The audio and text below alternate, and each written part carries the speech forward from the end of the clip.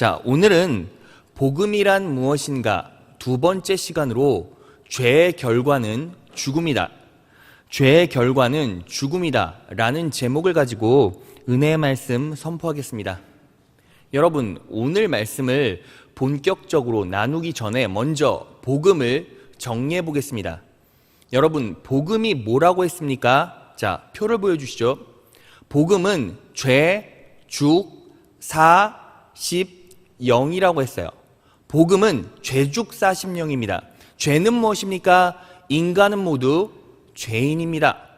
죽은 뭐죠? 죄의 결과는 결국 죽음뿐입니다. 사는 무엇입니까? 하나님께서는 당신을 사랑하셨습니다. 십은 뭐죠? 그래서 십자가에 못 박혀 돌아가셨습니다. 십자가에만 구원이 있다는 거죠. 영은 무엇입니까? 이 사실을 믿는 자, 영접하는 자는 하나님의 자녀가 됩니다. 자, 이것이 뭐예요? 바로 복음이라는 거죠. 여러분, 그래서 우리는 매 순간 복음을 인식하며 삶에 녹여내야 됩니다. 그럴 때 복음을 통해 우리에게 약속하신 놀라운 축복과 은혜, 나아가서는 내 삶에 구원이 임한다는 겁니다. 자, 복음으로 살아가시는 여러분 되시기를 진심으로 축원합니다. 자, 우리는 복음으로 살아야 한다는 거죠. 그래서 오늘은 두 번째 시간, 죄, 죽음에 대해서 알아볼 거예요. 자, 여러분들, 우리가 인생을 살면서 내가 원하던 원치 않던 결국은 겪어야만 하는 단 하나의 사건이 있다면 그게 무엇입니까? 바로 죽음이에요. 죽음은 절대로 피할 수가 없습니다. 이 지구상에 사는 모든 생명을 가진 존재들은 누구나 죽음을 맞이하게 돼요. 그럼에도 불구하고 참 안타까운 사실이 있습니다. 예수를 믿지 않고 복음을 제대로 알지 못하고 그래서 죽음에 대한 이해가 없는 사람들의 모습은 어때요? 그들은 누구나 죽는다는 사실을 분명히 알고 있음에도 불구하고 아무도 죽음에 대해서 자세히 알려고 하지 않습니다. 이유가 뭘까요? 단순하죠. 죽음이 무섭기 때문이에요. 그러므로 세상 사람들은 죽음이다 하면 어떻게 반응합니까? 항상 두 가지로 반응하죠. 첫 번째가 두려움이고요. 두 번째가 부정, 무시예요. 여러분, 제가 목사잖아요. 그러니까 시한부 인생을 살아가는 많은 세상 사람들을 전도하기 위해서 나아가면, 막 병상을 찾아가면 다 부정을 하고 다 무시하고 그리고 이미 죽음을 손꼽아 헤아릴 수밖에 없는 사람들은 어떻게 반응하는지 아십니까? 그냥 죽음에 완벽하게 함몰되고 전복되었어요. 무서운 거예요. 부들부들 떨어요. 그 압도적인 위압감에 빠져서 어떤 얘기를 해도 들으려고 하지를 않아요. 여러분, 우리도 마찬가지입니다. 죽음에 대한 정확한 이해가 없으면 결국 우리도 내가 죽는다라는 사실 때문에 죽음이 임박해오면 임박해올수록 두렵고 염려가 되고 그 무서움에 아무 얘기도 못해요. 그냥 그렇게 죽어가는 것입니다. 그러므로 우리는 어떻게 합니까? 죽음에 대한 이해가 필요하죠. 왜? 복음의 시작은 내가 죽는다라는 사실로부터 시작되니까. 자, 그러면 제가 여러분들에게 아예 단도직입적으로 하나 묻겠습니다. 죽음은 무엇입니까? 자, 여러분, 죽음이 뭐죠? 세상에 많은 사람들, 믿지 않는 사람들은 죽음을 어떻게 이해합니까? 똑똑한 사람들이 생물학적으로 끝난다. 내 육체의 기능이 상실된다. 여기까지만을 죽음이라고 생각해요. 그런데 진짜 죽음은 무엇입니까? 바로 육체와 영혼이 분리되는 것. 육체와 영혼이 분리되는 게 뭐예요? 죽음이에요. 왜 그렇게 말할 수밖에 없죠? 하나님의 창조 원리를 깨달으면 죽음에 대한 이해도 할 수 있어요. 그래서 창세기 2장 7절로 갑니다.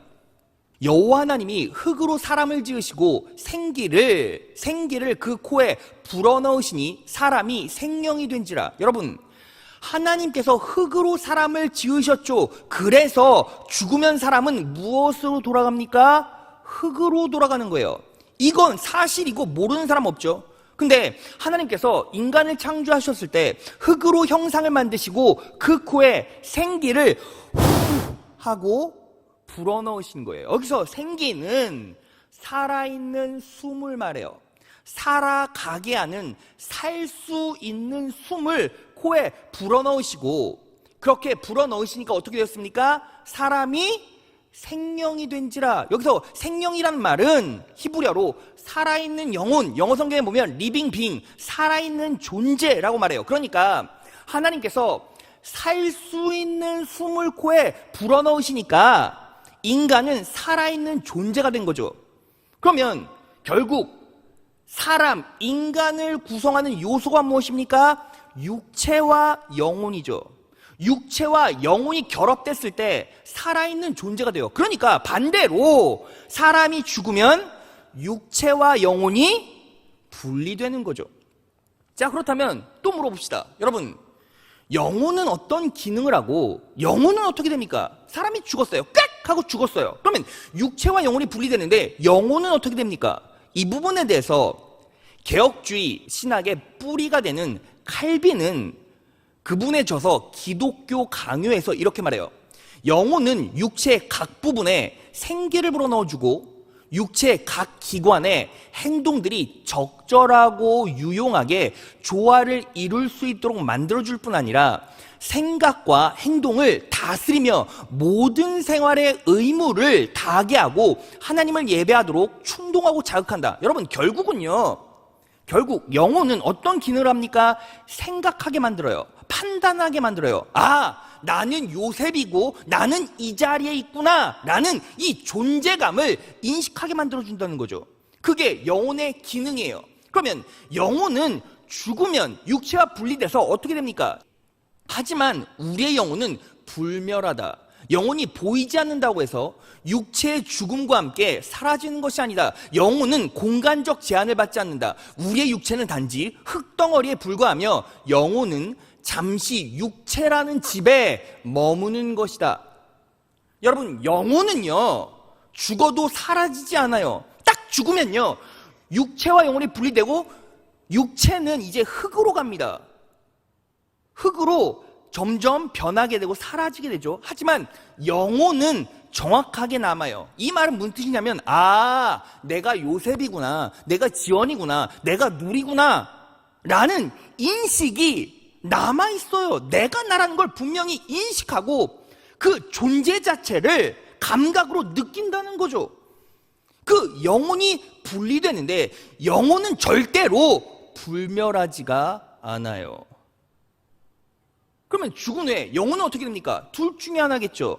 천국 가든 지옥 가든. 예수 믿으면 천국이고 믿지 않으면 지옥입니다.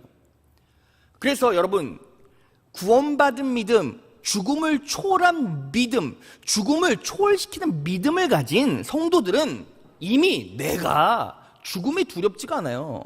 그런데 이 자리에 예수를 그리스도로 영접하지 않았거나 죽음에 대한 답을 얻고 있지 못한 성도가 있다면 뭐부터 시작해야 합니까? 분명히 사람은 죽으면 육체와 영혼이 분리되고 천국과 지옥이 있다. 천국에 대한 기대감과 지옥에 대한 영적 각성, 경각심을 가지고 살아야죠. 언제까지? 죽음을 초월시키는 믿음을 소유할 때까지. 자, 그러면요 여러분, 죽어서 지옥 가면 어떤 일이 벌어질까요? 청교도 신학의 거장이었던 조나단 에드워즈라는 목사님이 악인에 대한 미래 징벌이라는 메시지에서 이런 얘기를 하셨어요. 지옥에서는 죄인들을 쉬게 하는 어떠한 것도 영원히 찾을 수 없습니다.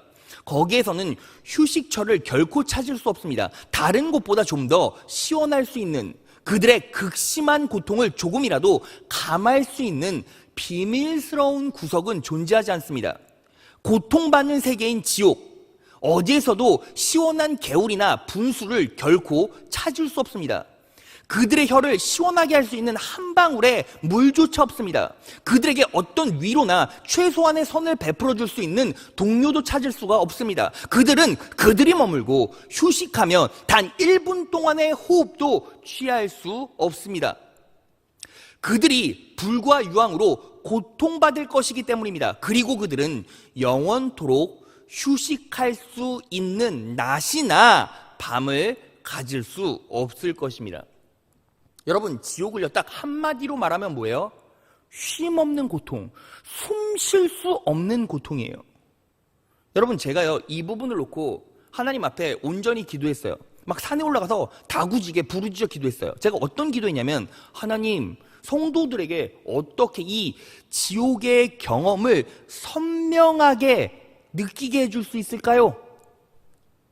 그렇다고 지옥의 저주, 지옥의 고통을 실제로 우리 삶에 주시면 안 되고요. 제가 이렇게 하나님께 기도했는데 하나님께서 저에게 주신 마음의 표지가 응답으로 들어왔어요. 여러분, 그게 뭔지 아십니까? 바로 이 조나단 에드워즈 목사님의 설교 안에 지옥의 고통은 뭐예요? 숨 쉴 수 없는 고통, 단 1분 1초도 숨 쉴 수 없는 고통이에요. 자, 그러면 우리가 건강을 해치지 않은 상태에서 최소한의 지옥의 고통을 어떻게 경험할 수 있을까요? 숨 쉴 수 없는 고통, 바로 숨을 멈춰보면 돼요. 여러분, 제가요 이번에 설교 준비하면서 숨을 멈춰봤거든요. 제가 호흡이 그렇게 짧은지 몰랐어요. 저는요 막 1분도 안 돼서 막 숨이 차기 시작하는데 1분 30초 되니까 딱 한마디, 죽을 것 같아요. 여러분, 건강이 상하지 않아요? 위험하지 않아요? 물론 2분 넘어가면 위험합니다. 그런데 만약 지옥의 고통을, 가장 최소한의 지옥의 고통을 맛보고 싶다면 한번 숨을 딱 2분만 참아보세요. 그러면 온몸 사지가 뒤틀리고 참을 수 없는 고통을 겪게 돼요. 그 고통이 영원히 이어지는 거예요. 그게 바로 지옥의 고통이라는 거죠. 그래서 우리는 항상 예수 믿는 믿음이 내 삶에 정확하게 정리가 되지 않고 들어와 있지 않다면 뭐 해야 합니까? 죽음 이후에는 천국과 지옥이 있고, 그리고 그 지옥은 고통의 연속이다, 이렇게 막연하게 생각하더라도 이 사실을 분명히 가지고 있으면 복음을 이해하는데 그나마 도움이 돼요. 자, 그렇다면요 여러분, 이제 본론으로 들어와서 어떻게 이 죽음의 저주를 끊고 영생할 수 있습니까? 어떻게 우리가 죽음을 초월할 수 있을까요? 자, 이것을 알기 위해서는 하나님께서 에덴 동산을 창조하셨을 때 아담과 하와에게 어떻게 영생하게 했는지를 보면 돼요. 자, 그래서 창세기 2장 9절로 갑니다. 여호와 하나님이 그 땅에서 보기에 아름답고 먹기에 좋은 나무가 나게 하시니 동산 가운데에는, 이라고 나와 있죠. 다 같이 읽겠습니다. 시작. 생명나무와 선악을 알게 하는 나무도 있더라. 생명나무와 선악을 알게 하는 나무도 있더라 라고 나와 있어요. 하나님께서 천지를 창조하시고 동산 중앙에 선악과를 세워주셨죠. 선악과를 먹는 날엔 정령 죽으리라 라고 말씀하셨어요. 그런데 이 선악과 옆에 어떤 나무가 서 있었습니까? 생명나무가 서 있었어요. 그래서 아담과 하와가 어떻게 물리적으로, 생물학적으로 영생할 수 있었습니까? 바로 선악과 옆에 있는 생명나무의 과실을 따서 먹었기 때문에 영생할 수 있었다는 거예요. 자, 그 증거가 있습니까? 당연히 있습니다. 창세기 3장 22에서 24절 보겠습니다. 여호와 하나님이 이제 사람이 우리 중 하나같이 되어 선악을 알게 되었으니, 지금 이게 어떤 시점입니까? 하나님께서 먹지 말라고 하신 선악과를 아담과 하와가 따서 먹었죠? 그래서 하나님께서 아담과 하와에게 이렇게 말씀하신 거예요. 그가 생명나무의 과실을 따먹고 영원히 살게 해서는 안 된다 하시고, 이 말은 바꿔 말하면 무슨 뜻이에요? 생명나무의 과실을 따 먹으면 영생한다는 거죠. 23절, 그 사람을 에덴 동산에서 추방하여 그의 구성 원소인 땅을 경작하게 하셨다. 이와 같이 하나님은 그 사람을 쫓아내시고 에덴 동산 동쪽에 그룹 천사들을 배치하여 사방 도는 화염검으로 생명나무의 길을 지키게 하셨다. 여러분, 정리해보면 이런 거예요. 아담과 하와는 선악과를 따서 먹고 영원히 죽게 되었습니다. 그 죽음이 어떻게 실제적으로 이루어지죠? 에덴 동산에서 쫓겨나죠. 에덴 동산에서 생명나무를 먹고 영생하던 아담과 하와가 쫓겨남으로 이제 더 이상 생명나무를 먹을 수 없게 된 거예요. 자, 그러면 여러분, 우리가 영생하기 위해서 실제적으로 죽음을 초월하기 위해선 그러면 뭐 하면 됩니까? 생명나무를 따서 먹으면 되는 거죠. 자, 그래서 오늘 설교의 초점이 무엇입니까? 도대체 생명나무의 과실을 어떻게 먹을 수 있습니까? 요거만 해결하면 되는 거예요. 자, 그 답이 바로 오늘 본문에 있어요.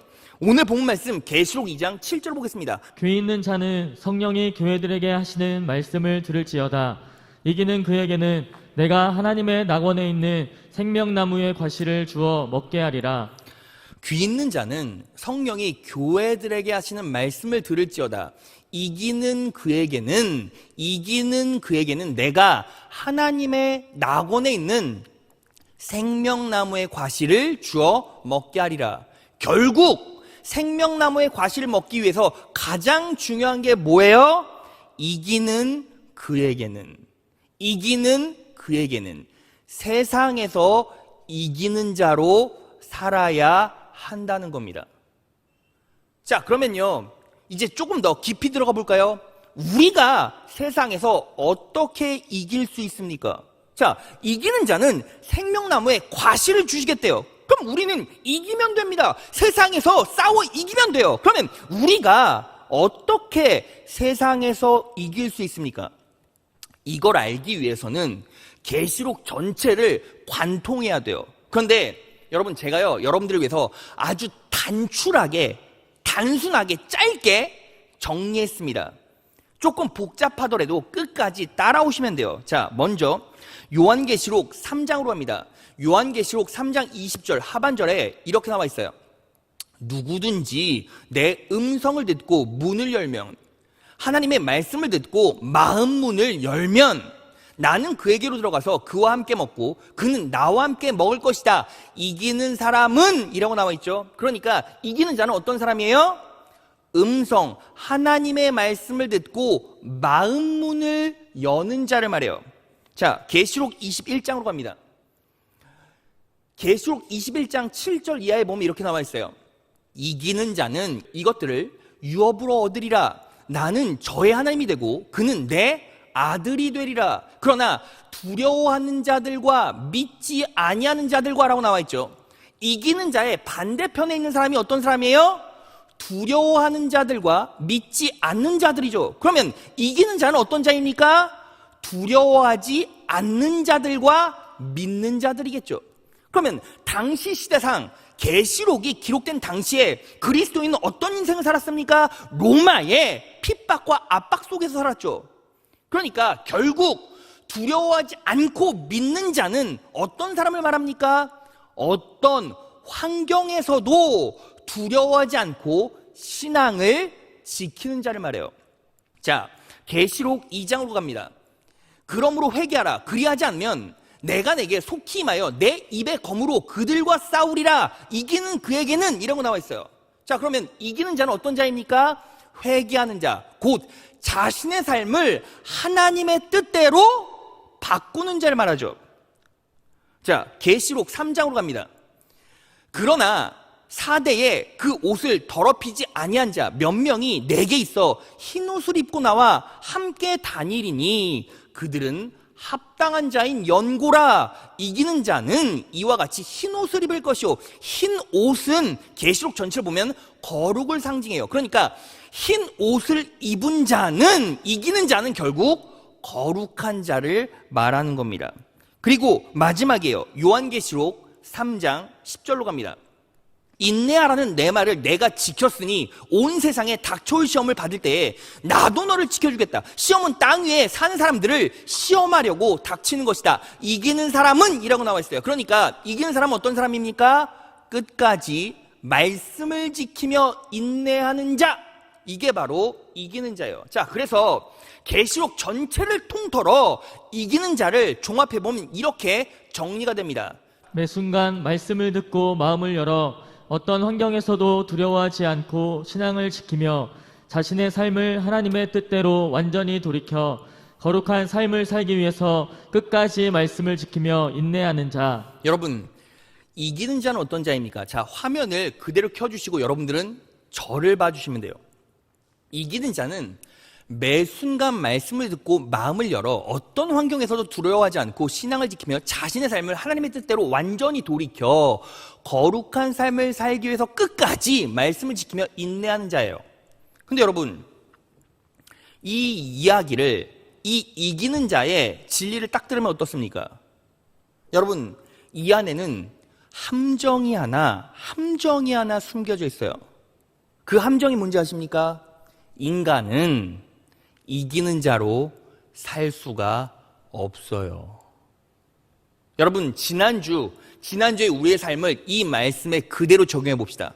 여러분들은 매 순간 말씀을 듣고 마음을 열었습니까? 아니, 매 순간이 아니라 1년에 52번 설교하죠. 그리고 수요예배까지 합치면 100번, 금요생수회강까지 합치면 150번 이상의 말씀을 들어요. 그런데 여러분들은 그 150번 이상의 말씀 중에서 몇 번의 말씀에 마음을 열었습니까?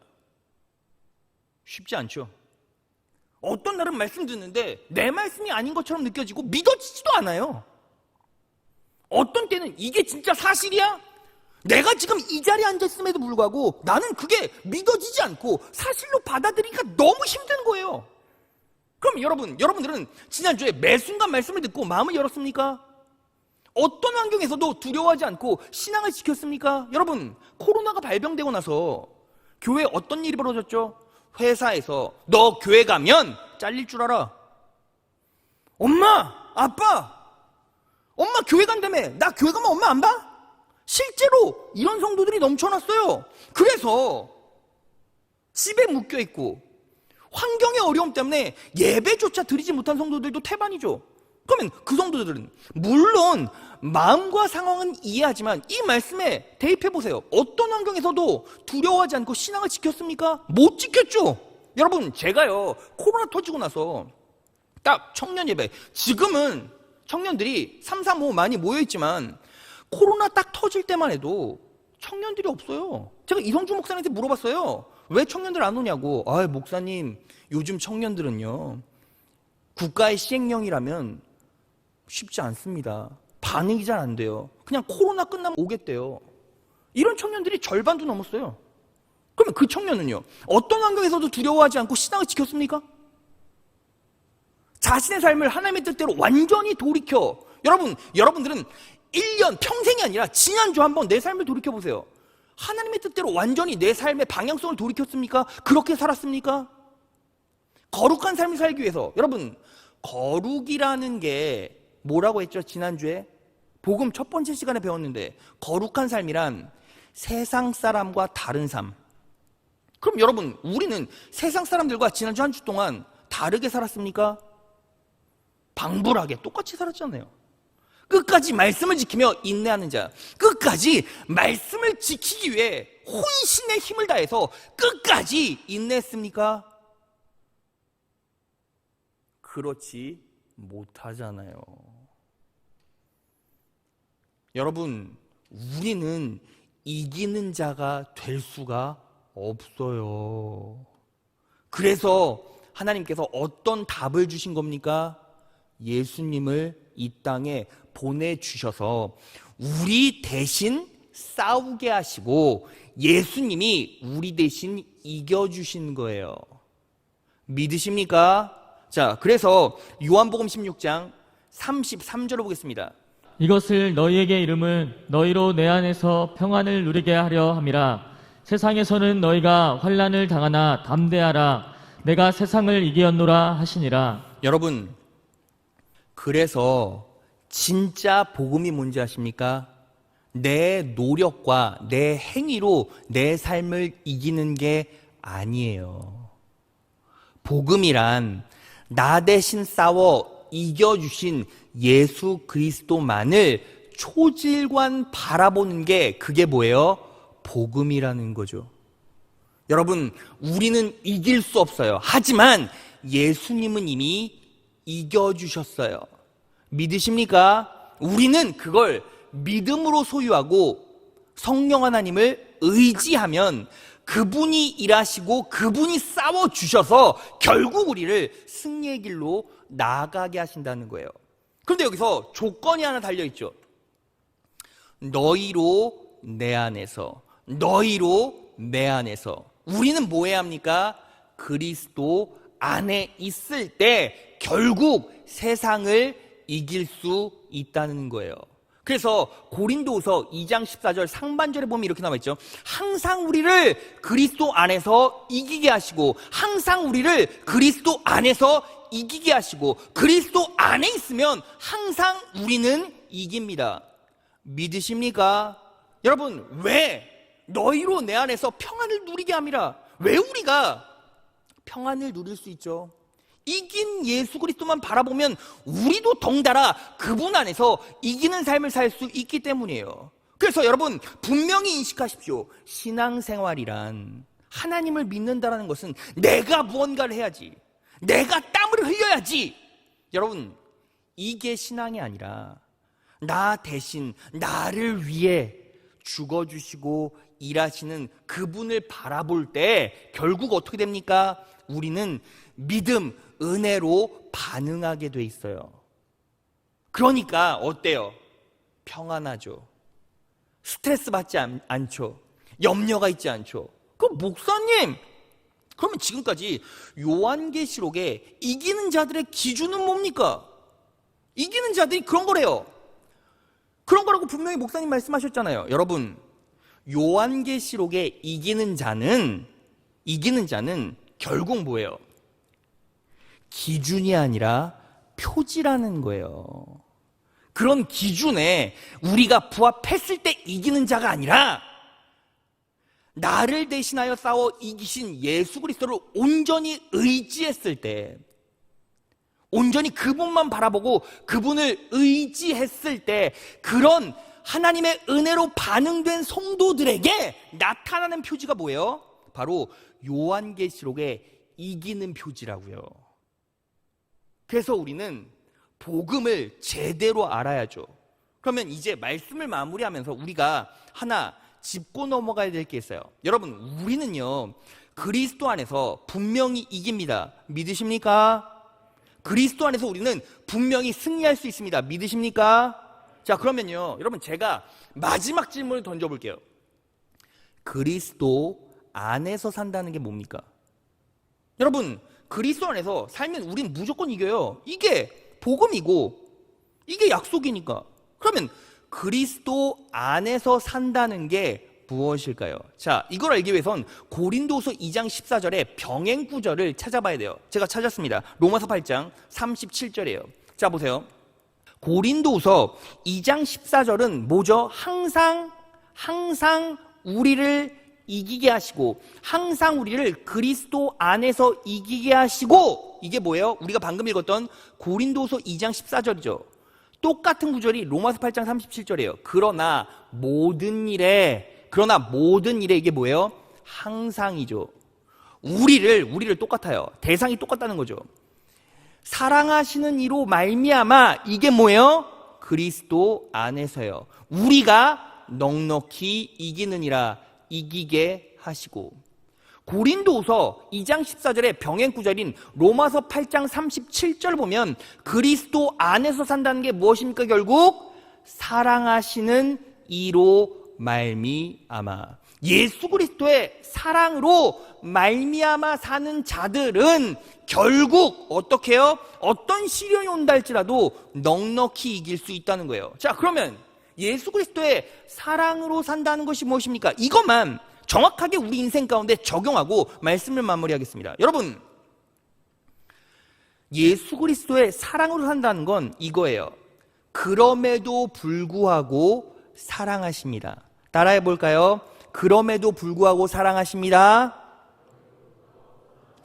그럼에도 불구하고 사랑하십니다. 자, 여러분 보세요. 우리가 넘어지고 쓰러지는 과정이 어떤지 볼까요? 인생을 살아요. 하나님께서 여러분들에게 믿음을 주시고, 믿음이 내 안에 있다는 건 여러분들의 심령 가운데 신앙 양심이 살아있다는 거죠. 그런데 죄에 부딪히게 됩니다. 세상 사람들이 여러분들에게 영향력을 끼치기 시작해요. 야, 요새 봐. 오늘 회사 끝났는데 술 한잔 해야지. 술 한잔 마셔야지. 야, 이대리, 나 혼자 담배 피기 심심해. 옆에서 같이 한 대 펴줘.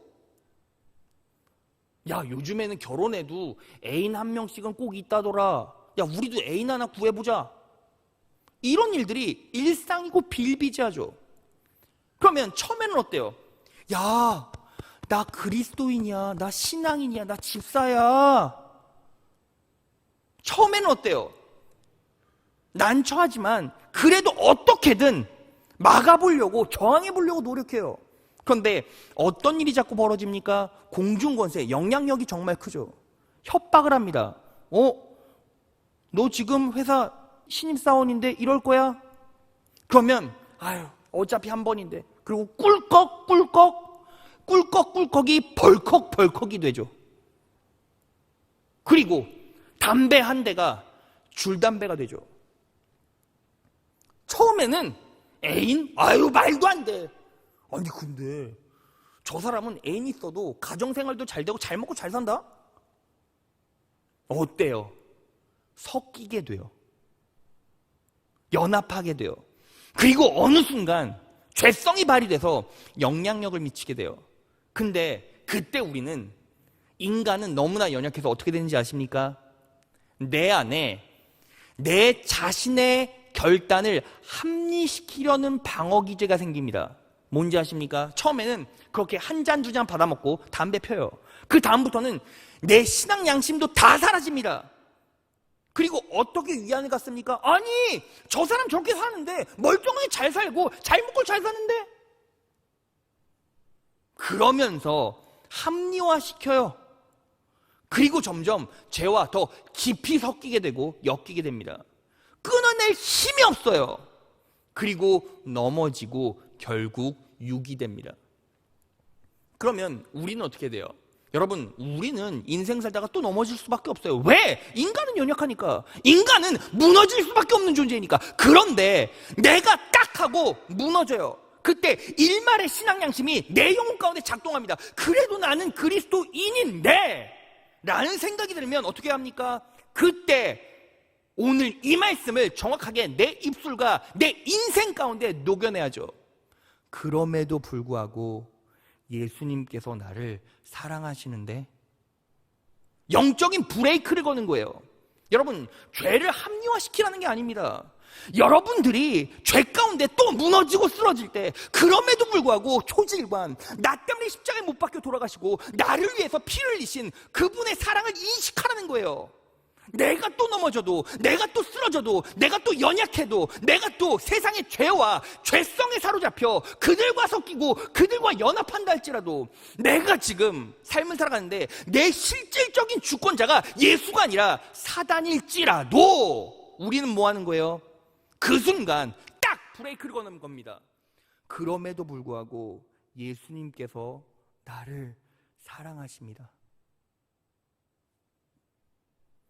그럼에도 불구하고 예수님께서 나를 사랑하십니다. 여러분, 제가 횟수를 얘기하는 게 아니에요. 그냥 내가 무너지고 쓰러질 때, 내가 아플 때 그냥 이 얘기만 그냥 기도로 마음속에서 고백해 보세요. 여러분, 제가 그렇게 했어요.